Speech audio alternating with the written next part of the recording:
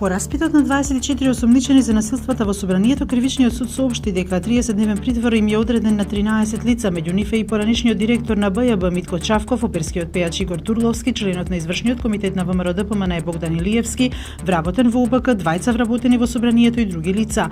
Мерка домашен притвор добија 6 лица, меѓу кои Борис Дамовски и актерот Владо Јовановски. За притворот на 5 мината пратеници ќе одлучува собраниската комисија денеска. Пред крајот на денешното рочиште за случајот насилство во општина Центар, за кој обвинетите од одбраната се согласија да се одложи, пето обвинетиот Јордан Ристовски призна вина.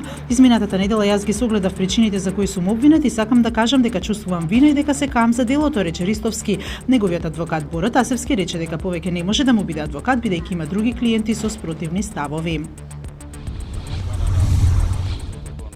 Председателот на опозицијската ВМРО ДПМН Никола Груевски, одговарајќи на новинарско прашање пред кривичниот суд, денеска рече дека партијата нема да го напушти собранието. Немаме таква одлука, рече Груевски, кој во судот беше присутен за случајот со нарачаните шамари во Центар.